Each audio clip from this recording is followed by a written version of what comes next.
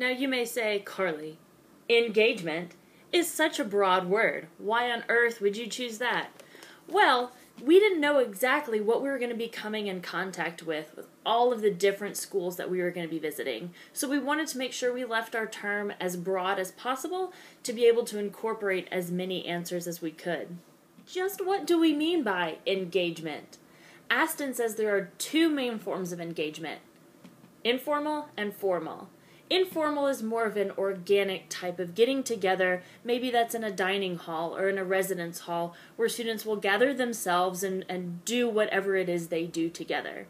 Formal engagement are the activities, the programs, the shows, the schemes that professionals or other students and organizations put on for the campus community or for specific groups that students can then partake, participate, come and watch, join, or do. International programs. Center for Leadership and Civic Education. New student and family programs. Residence life and housing. So when you're ready, come across the pond with us. Myself, Joe O'Gene, Jessica Lother, and Paige Acker as we explore the wonderful world of higher education in Great Britain. Now that you've heard from some of our colleagues, let's shift our focus to the UK. First, let's take a look at Queen Mary University of London.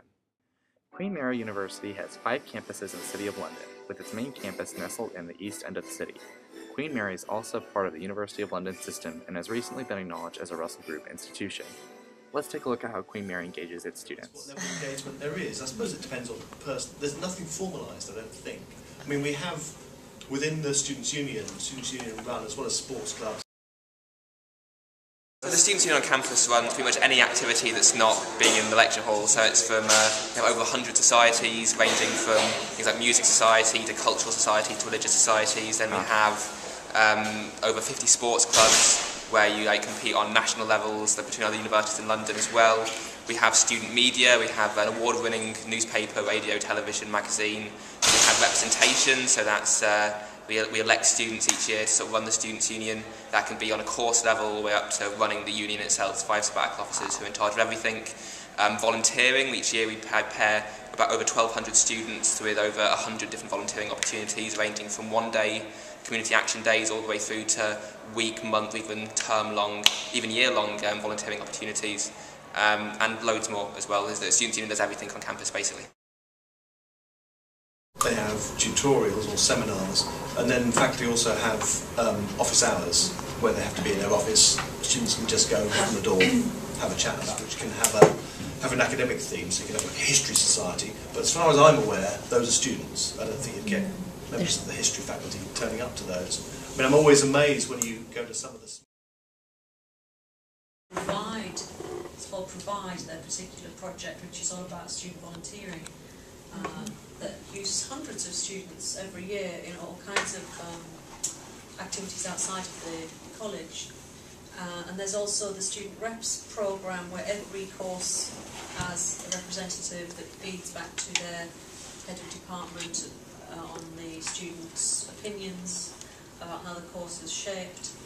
And there's also the PASS scheme, the Peer Assisted Student Support, which is a mentoring scheme that runs across the college in all academic departments and involves many students, offering support to other students in small group settings, and they have quite a thorough training to do that and a lot of support with which we're involved. Now that we've heard from Queen Mary University, let's take a moment and switch gears to talk about a second university in the United Kingdom.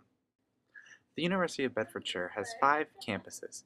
2 of its main campuses are located in Bedford and Luton. We met with professionals at the Luton campus to learn about the University of Bedfordshire and how they engage their students. First, let's hear from Student Union President John Perkins. A bit of a brief about what Student Union is here, particular to this university. Well, where to start really? We are kind of the representative body of students. We are the voice of students, so we sit on, as David mentioned earlier before he left, on the Board of Governors. We sit on lots of other university meetings as well that kind of fall higher up on the scale of meetings, as in scale of importance. We also lobby the university to carry out things that are beneficial to our students as well, which they may not do already. So we're very much student-led, and we have a number of staff who we work with in-house as students.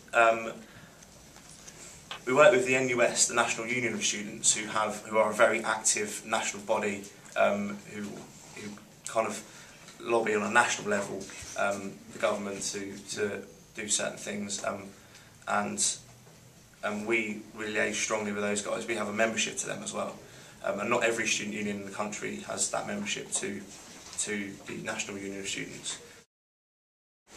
The top kind of line of the student voice or the representation system are the sabbatical officers. There are 4 elected sabbatical officers currently, reduced from 6 from about 3-4 years ago.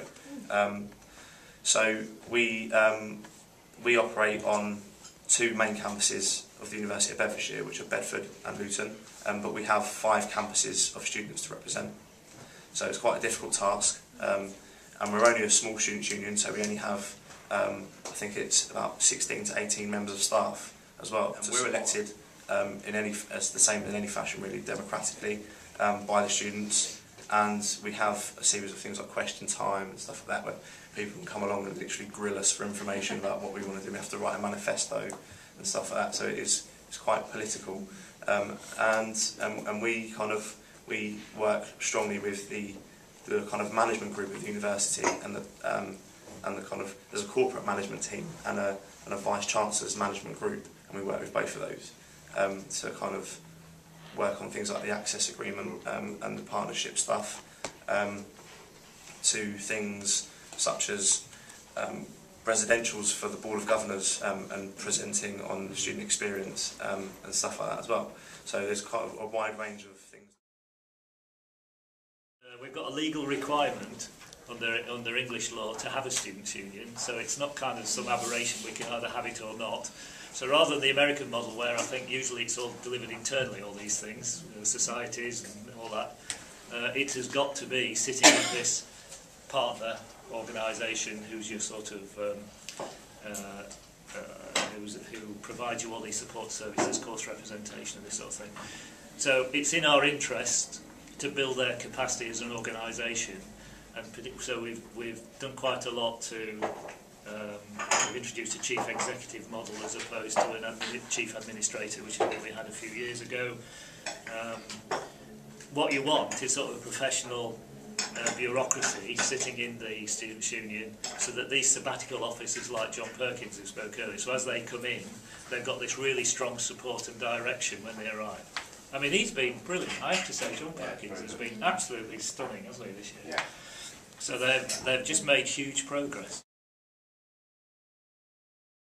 It's a separate charity, the Students' Union. It's not organisationally, it's completely separate. Okay, so do they govern themselves? Yeah. The professional staff.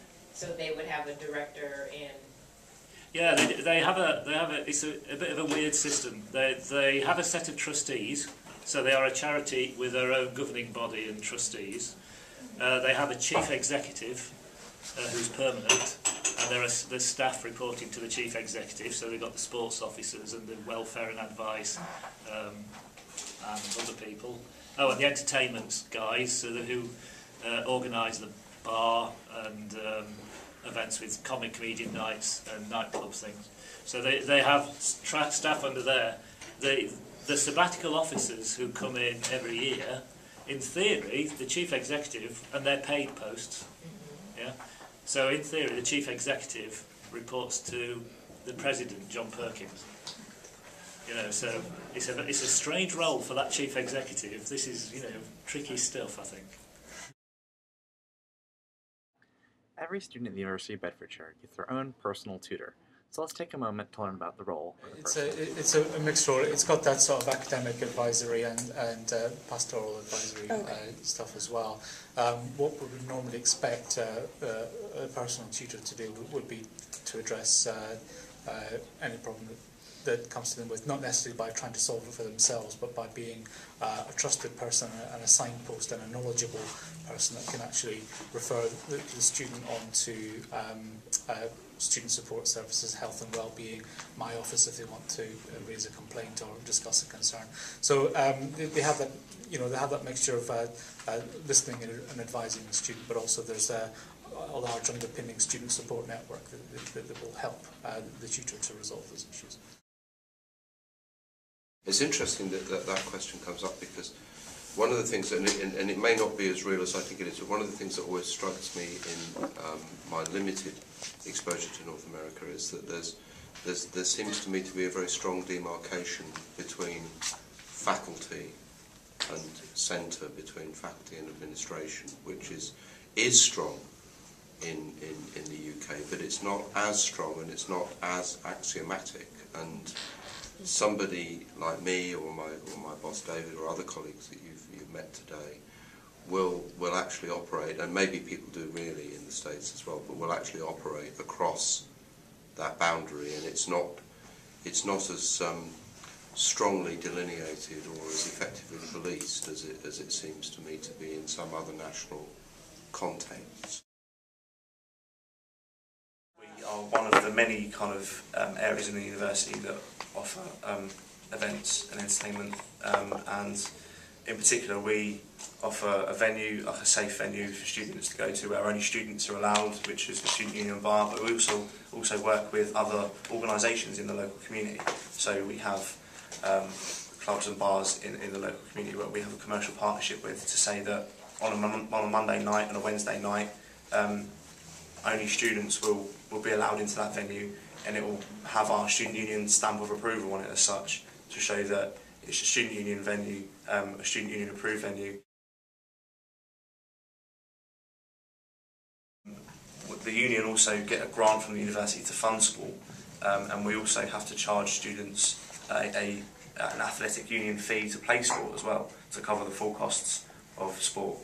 So we're looking at large-scale sponsorship as well to kind of encourage students to participate, to raise the profile of sport at the university, and also reduce the fee that the student has to pay to have a competitive league in the country called the Bucks League, which is the British Universities and Colleges Sport League, and they have universities competing against other universities all around the country, starting at the top with Loughborough, who are kind of the real sporting institution by a long stretch in this country, and then Oxford and Cambridge, typical Russell Group universities, kind of fare pretty well on there as well. And we're looking to really jump up that table, and as a marketing tool as well, I suppose, to students, to let them know that sport is something they can really take seriously here, and that we take sport seriously here as well. I understand that that you guys have a mascot as well at your institution, and is it the alligator? Oh! That's probably a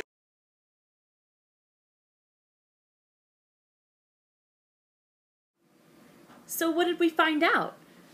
Well, when it comes to European and specifically United Kingdom college students, they're really not all that much different than American students, are they? While the two school systems are very different and have so much to offer each other, we really discovered that a lot of the same struggles, the same problems, and the same strengths are present in both systems. Linda, come with me. Think of what we could do together. Unlimited. Together we're unlimited. Together we'll be the greatest team there's ever been.